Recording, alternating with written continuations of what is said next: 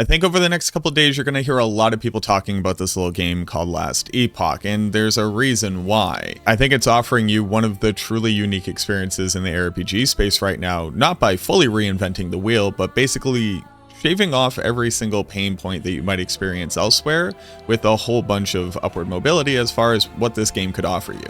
Now, for just some background context about Last Epoch, because the funny thing about this game is that I bounced off of it mega hard when it first came out. I went and checked my Steam played hours, and it turns out I played for all of 17 hours. That was the total of the initial release day stream and then a follow-up day stream. I don't think that I even had made it all the way through the campaign at that point, and I just was absolutely not having it. The game was frustrating. I found the combat to be simultaneously meaningless as well as overly punishing. Going from one map to another, you'd either be completely destroying everything on the screen or getting yourself obliterated. While I found the crafting to be interesting because it's effectively completely deterministic with the choice to opt into RNG, be able to get better outcomes from it, I found the skill tree and the passive system to be unnecessarily complicated and just visually very difficult to navigate through. And because I wasn't looking up a build, I just accidentally clicked a button at one point that basically made it so that my character would just accidentally kill itself continuously. And then I had to pay the respec costs and then lose out on level gains, and ultimately just had a very, very bad time with it. I think it's important to really highlight this at the beginning of the video because playing the season start of Last Epoch over the past 2 days, I have had a complete 180. I'm having an absolute blast. Going through the campaign was super simple. I didn't feel like any part of it overstayed its welcome. It's offering you a straight pipeline of a tutorialization if you would like to get it, or get straight to the end game where the majority of ARPG players spend 99% of their time. Then for the end game itself, while I cannot pretend to fully understand every single thing that's going on with it, luckily the end game guide does do a pretty decent job of telling you what each thing does, if not necessarily the exact one-to-one how to go about doing things. And by having the community watching me as I was playing, I was able to ask questions when I wasn't able to suss it out myself. And while a lot of the proper nouns you'll just have to get used to, the idea of what is a monolith, what is an echo, what does it mean to corrupt? What does it mean to empower? Once you get the general gist of these things, what we're basically talking about is juicing and maps. But what I would like to do is just give you a very quick introduction to the high-level systems so that if you are jumping into this game for the first time, you can at least gain the wisdom that I have over just kind of figuring out myself so that you don't necessarily feel lost, because a lot of it is going to look very different than you've seen in other ARPGs, but there are one-to-one direct translations between one of these systems and one that you've almost certainly played with. And then while comparing to other things does not always set a perfect picture of why the value of something is important, I'm just going to very quickly go off a couple metrics that will kind of help to define where in the genre Last Epoch falls, somewhere between Diablo 4 and Path of Exile, just because those are obviously the two titans that are currently existing. If I had to compare Last Epoch to any game in the genre, I would actually just call it a hyper-modern Diablo 2. Now I know that Path of Exile is meant to be the spiritual successor to Diablo 2, but if you play that game nowadays and you go back and you play Diablo 2, there's just effectively nothing to compare these two things against other than the fact that they're in the same genre.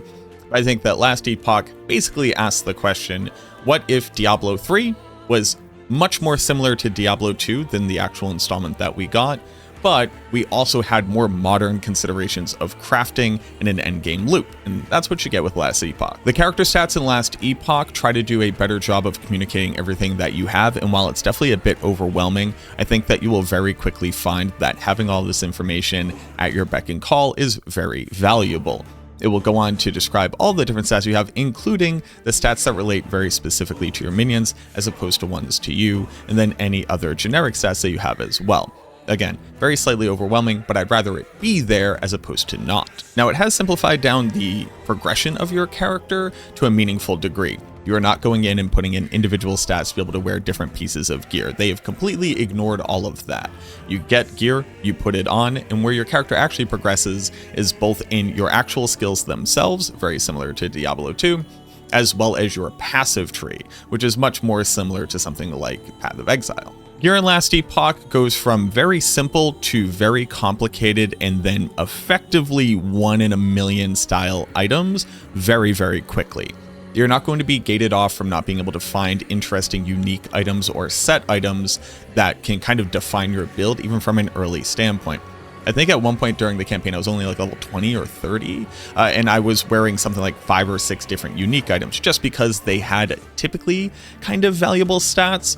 But you can very much see how each individual unique would empower particular gameplay styles. So obviously significantly more involved than a Diablo 2 unique, which is just kind of a collection of stats that may or may not involve or enable some type of build, but more like a Diablo 4 unique where it has generally good stats on it that will absolutely enable a full build, but you probably wouldn't just toss it on for no reason. Whereas this one, you can kind of put it on in case you don't have anything better. But as you can see, you have your typical paper doll, and then you actually basically just have a charm inventory. So charms like from Diablo 2, just granting you general stats, except in this game, they will have things that like fully transform how things work just because they have a stat on it. So this idol right here says 48% of potion health will actually be converted to ward. Ward is basically like energy shield or barrier.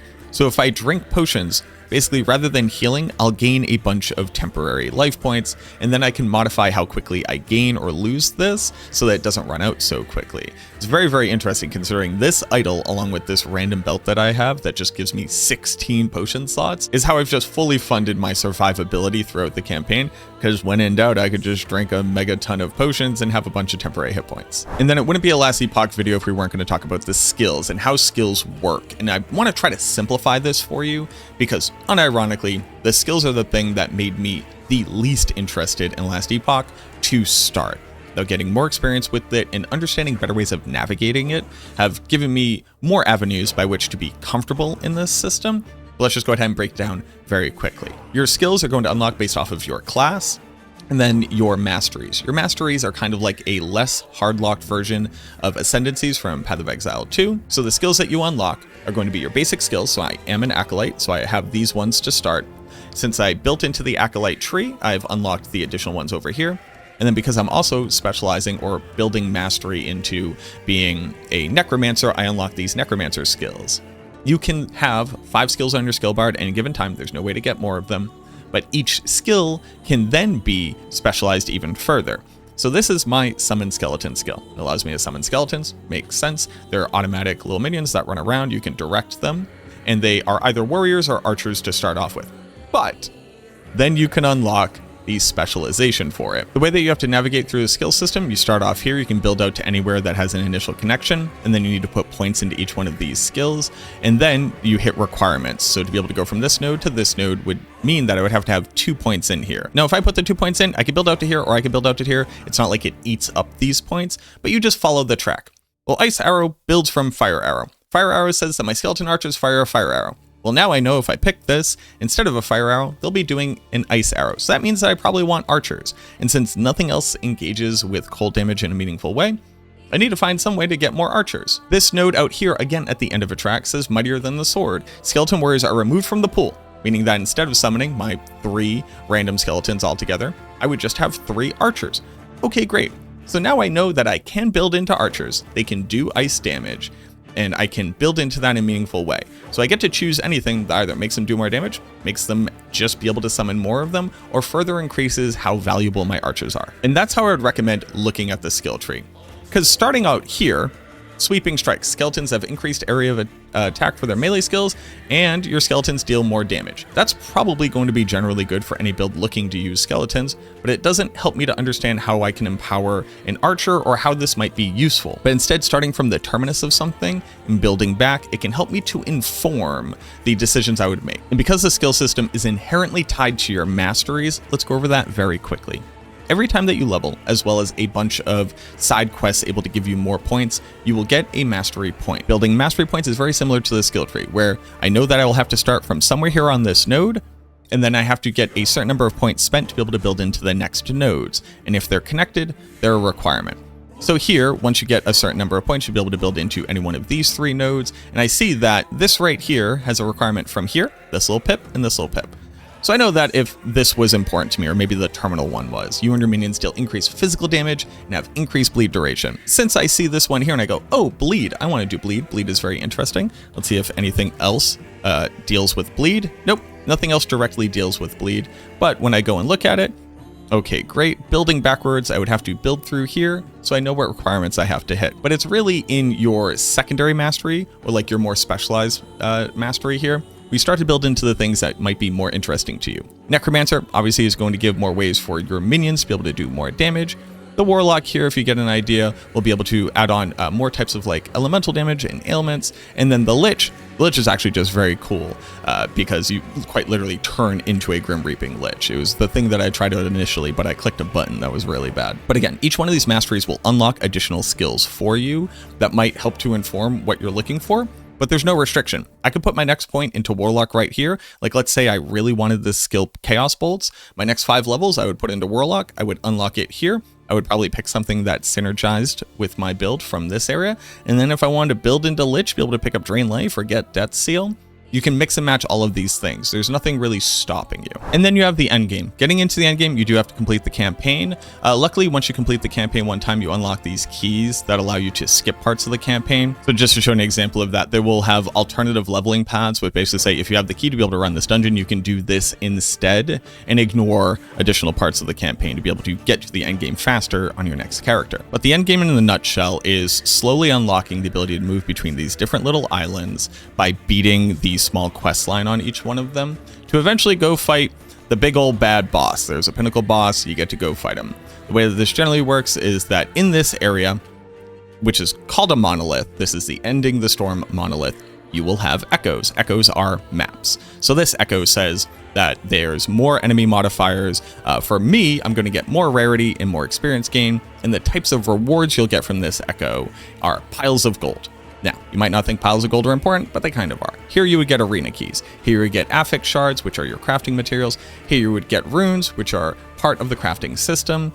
And then there's like other stuff too, like more noticeable or tangible things. Like here, you literally get more experience, tomes of experience. Here you get rare relics. You can get unique or set helm drops, and you would farm those types of maps if those are the items that you're looking for. By doing these echoes, you will unlock 3 quests that you can do, and once you do all 3 quests, you are able to fight the boss. The boss of any individual area has a loot drop table, so if you want to particularly find a certain unique item, you would farm this boss to be able to get it. It could drop anywhere, but it has a higher chance of dropping from them. After you complete all these islands, you get up to the top 3 ones that you need to do. You unlock the ability to empower monoliths. An empowered monolith, so these individual nodes here, are basically like a slightly juiced map. It's like the new minimum juicing of a map.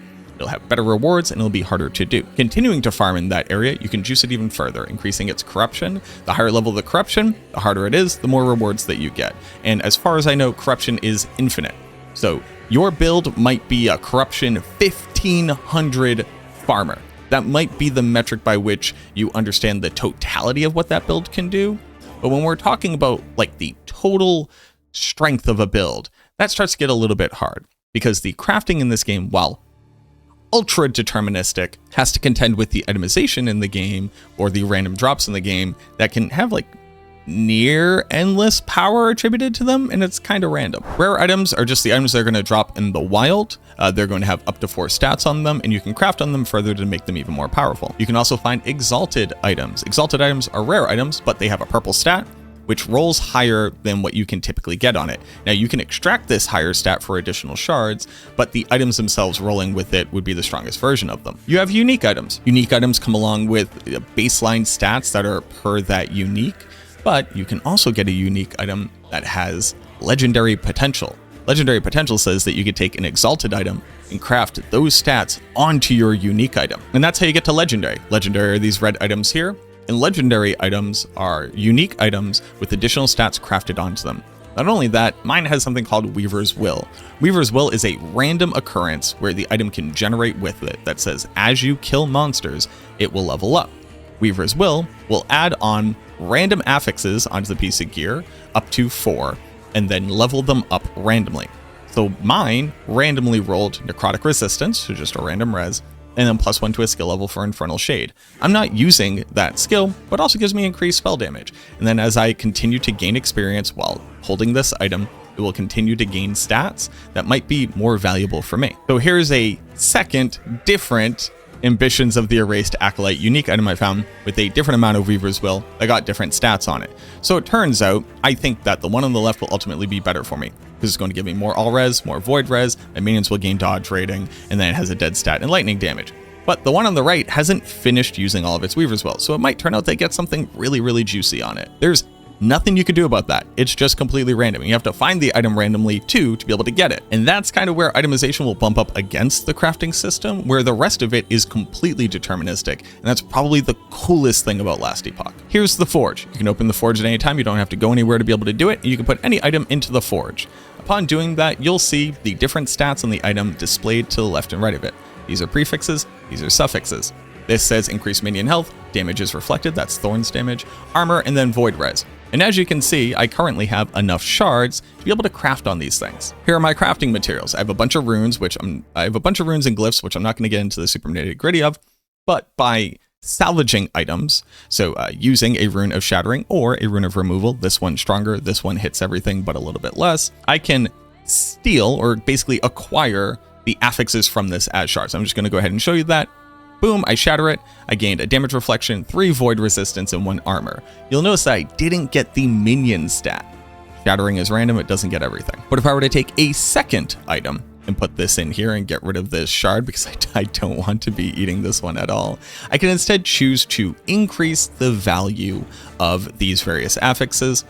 Items are going to come with forging potential. Forging potential is how many times you can click this button. So let's say I wanted to increase the minion health. I have 44 shards of this, so I definitely have enough. It's currently at tier 3. If I were to open this up with advanced stats, you'll see that my increased minion health is tier 3. It has a range of 84 to 112, so I actually rolled the minimum roll there. But I can choose to forge. It's going to eat up a certain number of my forging potential, and I can use different glyphs, like this one says there's a chance that it won't use forging potential, and I click the button. What happened? It used a whole bunch of my forging potential. It upgraded this stat. It's a pretty good outcome. Here, let's see. I'm going to click it again. Boom. Did it again. I'm up to tier 5. I actually can't bump this one up higher at this current point, and I don't have enough forging potential to do so. But for other ones, I could actually take a whack at it. As long as I have 1 forging potential, I can click the button and do it. But you'll see that my increased minion health is now tier 5. It has a range of 152 to 225, so I actually got pretty high. And this is the highest that I can craft. Remember, again, something like an exalted item can actually have a higher tier. You'll see that tier 6 there under increased minion health is drop only. And my roll is, again, kind of a low roll on this one. Now, there are other things that you can do with glyphs. You can make it so that instead of upgrading to the one that you have on it currently, you'll upgrade to a random one. So you could take an item that maybe has like 3 good stats on it, and we'll just use this one as an example. Maybe I really don't want mana. Maybe I'm looking for something else I could try to craft on it. Instead bumped up to minion freeze rate multiplier. Maybe that's what I wanted, but that's just one of the things that you can do. So there is RNG in this, but the outcomes are your decision. You can either just choose to upgrade it, you can choose to try to seal it and maybe make like a godly item, and you have ways of interacting with the crafting system. But bare minimum, if all you want are the 4 stats on your piece of gear that you need, you can eat stats from other pieces of gear that you pick up and then put them onto that item. And that's why most people are going to love Last Epoch, because directly farming items will always have a value. It is always that you will at least get shards to be able to craft with, and then you can just go put those stats on a piece of gear that you have. And while you may eventually want to upgrade it because, you know, you ran out of forging potential or there are like niche stats that you're looking for, you can just create a base set of gear that will work for your character. And oddly enough, that's pretty revolutionary in the ARPG space. But because the comparison can help you to better understand whether or not this game is worth your while, let's use Diablo 4 and Path of Exile as the 2 extremes. Yes, there are other games. I think that those 2 really highlight the differences here. As far as campaign playability, replayability, and ease of getting through it, I was able to basically ignore all of the dialogue, not really have to make any decisions, and blast my way through this campaign in about 8 hours. So that means that it is longer than the base Diablo 4 campaign if you're playing through it and following the quests, but because in Diablo 4 you don't have to replay the campaign more than once, it obviously is a longer slog than that. You only have to do it once here, you have to do it every season start here. But as far as the difference between this and Path of Exile, where the Path of Exile campaign is at least a 20 to 30 hour long experience unless you are a Giga Chad speedrunner, I would say that Last Epoch lands somewhere in the middle. A lot of fun, very fast, doesn't overstay its welcome, but you will have to do it every season start on every character. As far as itemization is concerned, I think that Last Epoch gets much closer to the Diablo 2 roots, so I think that picking up items and finding them is generally a lot more valuable and interesting than in Diablo 4. In Diablo 4, when you pick up an item, you kind of know right off the grip whether or not it's valuable for you, and if it isn't, you salvage it for base materials. In Last Epoch, even if the item only has one stat that might be valuable for you, considering you can go craft any other stat you want onto it, every piece of gear is strictly more valuable, but it also means that you have to read more gear. Now, it does have an item filter. My only problem with an item filter is, one, I think it's a band-aid approach to how itemization has evolved in the RPG space. I'm a little bit of a hipster and hater there. But also, if you're brand new to the game, how do you know what things you want to filter? Now, luckily on Maxroll, they have personally crafted filters for individual builds with different progression stats. So if you were to just copy and paste it into your filter here, you will basically only find things that are good for you. I personally wanted to learn what was in the game, so I found like filtering would rob me of the experience to do that. Or you have Path of Exile, where basically the item that you pick up is just the base, and then everything else is random. Now, yes, again, in the end game, if you are mega rich, you will have enough resources to basically take any item and eventually turn it into the one that you want, but I've never been that rich, and it turns out in this most recent season, a lot of people aren't that rich. So as far as itemization is concerned, I think it is strictly more interesting than Path of Exile. I think it's strictly more interesting than Diablo 4. I do think that requires a lot more of a tutorialization, and a come up is a lot more of a learning curve. So I would say that it's actually just, right now at least, kind of just better than either one of these other two games. Talking about the skill system, I think that this is another place where it really shines in comparison to the other two games. Obviously, Diablo 4's skill system is very classic. It's very rigid. And while aspects and unique items will allow you to transform skills to a certain degree, Diablo 4 really has not explored customization of skills. It's probably the next thing up on their list to do, since we're already getting reworks of the fundamental systems, and skill tree is just bigger than any one of those things, so I would assume to see something in the future. Whereas Path of Exile, I feel like gives a lot of customization, and I'm going to talk mostly from Path of Exile 2 here, because it's a big difference between 1 and 2. I'm going to talk from the perspective of 2. There is customization. You can basically just like turn on and off functions of skills and turn on and off elements, and then have them synergize with other things that you're doing.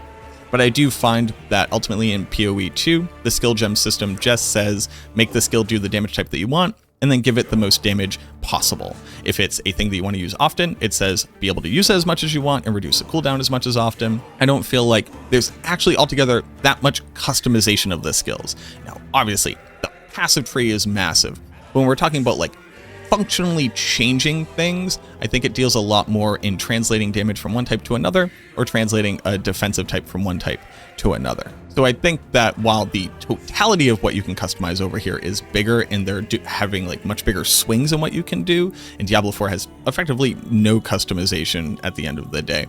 Last Epoch is somewhere in the middle here, where transforming your skills, I think, feels a lot more fundamental and foundational.